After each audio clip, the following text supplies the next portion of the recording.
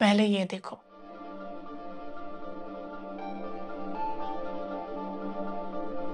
और अब ये देखो।